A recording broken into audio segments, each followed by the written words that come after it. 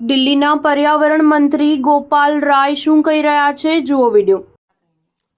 देखिए, we are very poor category में तो दिल्ली का एयर क्वालिटी इंडेक्स कई दिनों से है, लेकिन आज दिवाली के अगले दिन जिस तरह का सभी लोगों का अनुमान था कि प्रदूषण का स्तर काफी बढ़ जाएगा, उसमें एक नियंत्रण दिख रहा है। और मैं इसके लिए दिल्ली के सभी लोगों का, सभी विभागों का जो सामूहिक प्रयास रहा है, उसकी एक सफलता मानता हूं।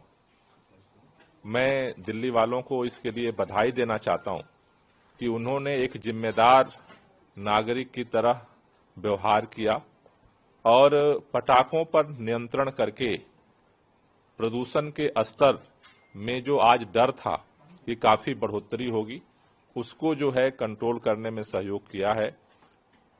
मैं ये निवेदन करना चाहता हूं दिल्ली के लोगों से कि जिस तरह से आपने पटाखे नहीं जलाए और दिए जलाकर दीपावली मनाई है, हमें उम्मीद है कि अगले साल तक जिन लोगों ने कुछ जगहों पे पटाखे जलाए, उनको भी हम इस बात को समझा पाएंगे कि खुशियां मनाने के साथ साथ बच्चों की, बूढ़ों की जिंदगी को भी बचाना जरूरी है। लेकिन चूंकि अगर हम कल का देखें, प्रदूषण का जो स्तर था AQI वो 330 था। अभी एक 30 पॉइंट्स का बढ़ोतरी देखी जा रही है। अभी सुबह का जो AQI है 360 है।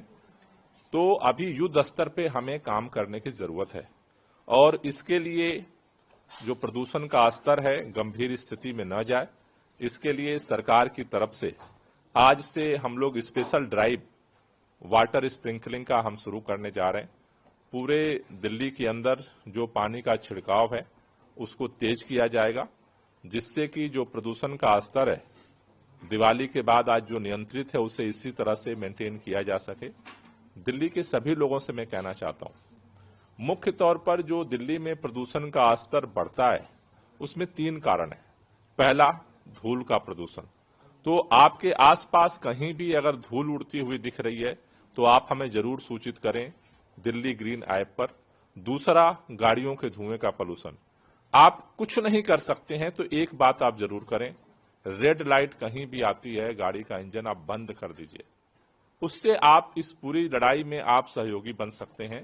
और तीसरा, आपके आसपास कहीं भी अगर कूड़ा जलता हुआ दिखता है, किसी तरह की आग दिखती है, तो वो भी हमें आप सूचित करें, जिससे कि हम लोग मिल करके दिल्ली की जो आबो हवा है, जो प्रदूषण का स्तर है, उसको गंभीर स्थिति में जाने से रोक सकें।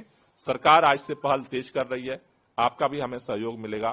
तो हमें भरोसा है कि जिस तरह से दिवाली के बाद आज प्रदूषण नियंत्रित करने में दिल्ली वाले सफल हुए हैं, उसी तरह से आगे भी हम सफल होंगे। सर, बैन के बावजूद भी कई जगह पे दिल्ली में पटाखे फोड़े गए हैं, क्या कहीं इम्प्लीमेंटेशन में देरी हुई है या नहीं हो पाया? देखिए, बहुत बड़े पैमाने पर लोगों ने पटाखे नहीं जलाए। ये इस बात की तरफ इंगित कर रहा है कि दिल्ली के लोगों की अब सोच बदल रही है। दिल्ली के लोग दिल्ली के पर्यावरण को बेहतर बनाने के लिए आगे बढ़ रहे हैं।